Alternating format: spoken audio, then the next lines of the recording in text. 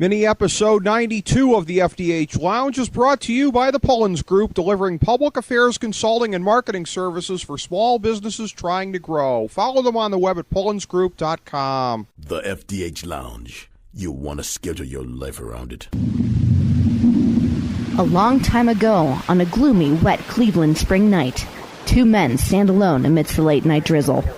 Their voices echo across the vacant station parking lot as they debate the merits of the great American radio show that have been missing for far too long.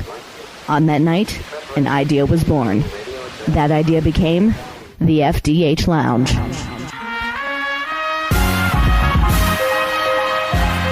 Welcome to the FDH Lounge. Welcome to mini episode 92 of the FDH Lounge and our presentation of the FantasyDraftHelp.com Insider in this format after 8 years on our previous platform. This is FDH Managing Partner Rick Morris here with our overview for Fantasy Baseball 2012. This segment will be the fifth one over the next couple of weeks, serializing our forthcoming draft guide, Fantasy Baseball Draftology 2012, available now at FantasyDraftHelp.com.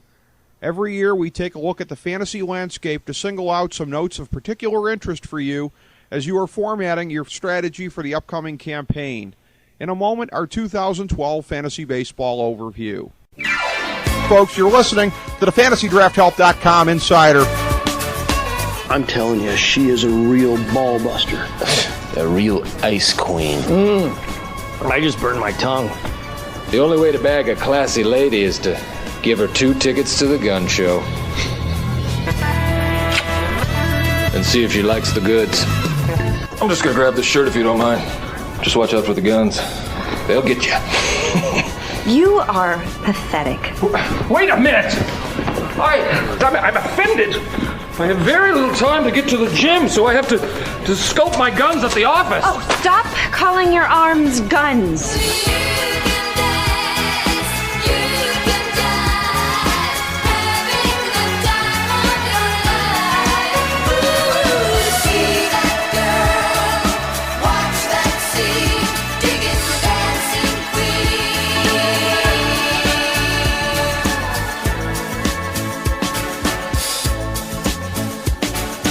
Okay, here's our 2012 Fantasy Baseball Overview with 5 overarching notes across the different positions as you contemplate your strategy for the year. Note number 1. Since Major League Baseball put forward its revised drug testing policies in 2006, we've been monitoring them for effects on the fantasy game. From the outset, we had our eye on an aspect that was being overlooked by the media, testing for amphetamines. For decades, baseball had a subculture of greenie use, as players would use pills or even spiked coffee to maintain supercharged focus during the dog days of summer. We predicted 6 years ago that baseball would see a marked increase in strikeouts, as batters without amphetamines struggled to keep up with fastballs, and a decrease in home runs, as hitters would be dissuaded from continuing to use roids. Although, as Manny Ramirez, Ryan Braun, and others have proven, the game is still not completely clean, and there's still no blood testing for HGH. But these are side issues. Again, we forecast an increase in strikeouts and a decrease in home runs. Both have been proven right. Strikeouts rose from 6.3 per game in 2005 to 7.1 per game in 2011, an increase of 11%. And 2011 marked the high water mark of that time period, showing that the trend is ongoing. In terms of home runs from 2005 to 2011, they fell from an average of 1.03 per game to 0.94, a 9% decrease. And again, 2011 marked the low water mark of the time period. So that trend also is ongoing. But the drop in power is only part of the story, as baseball has evolved more in the direction of the speed-oriented game of the 1980s. Home runs are still more plentiful than stolen bases, and barring huge changes in the game, always will be. But steals have risen from 0.53 per game in 2005 to 0.67 per game in 2011, and you guessed it, 2011 again marked the high water mark of this trend. As homers have fallen and steals have climbed, the ratio between the two has narrowed, from 1.94 home runs per stolen base in 2005 to only 1.4 homers per steal in 2011, a plummet of 27%. With these trends accelerating over the last 6 years, how do you apply the knowledge to the construction of your team? In terms of pitchers, you need to value power and the accompanying strikeouts heavily because there are now enough ace and borderline ace types in the game to relegate most pitch-to-contact hurlers to at least the middle rounds of a draft.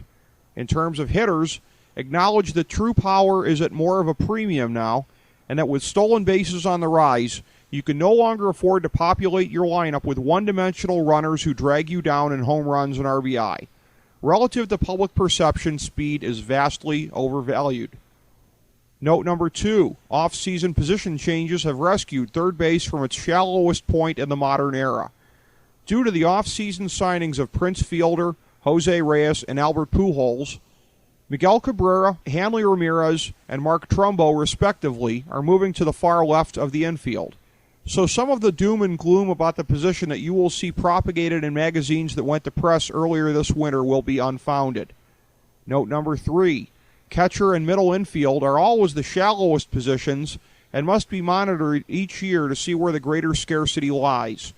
This year, thanks to the influx of young sluggers, catcher is actually deeper than either second base or shortstop. In terms of middle infield depth, shortstop has it narrowly over second base, but neither is what you would consider ideal past the top couple of players at the position. Note number 4, the suspension of Ryan Braun removes one player from a very short list of full season options who deliver both great power and great speed. This scarcity is the main reason we have Matt Kemp as the top pick on our board and why we have both Carlos Gonzalez and Justin Upton rated as first-round value when few other services will put both of them in there. We advise you to gravitate to the few players who can provide you with this balance on their own. But if you need to start prioritizing on category value during your draft, don't sleep on the concept of offset twins. For example, if you need to pick up Mark Reynolds for his power, knowing that he's going to kill your batting average, then Michael Young's high-average slappy routine starts to look more palatable, since the average of the two positions will deliver decent power and batting average collectively. Finding two players who can balance out each other's strengths and weaknesses can be a way to fight the shrinking supply of those who can furnish balance on their own. Note number 5.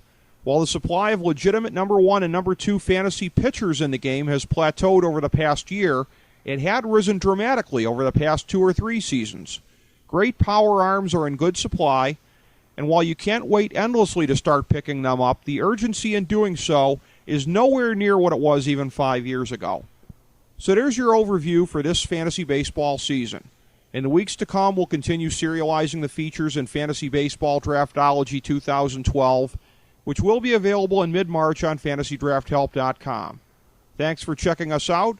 Go break off a little value on your opponents in fantasy sports, and be sure to sample our other Nothing is Off-Topic mini-episodes, including our recent conversation with rock superstar Steve Perry from the FDH Lounge.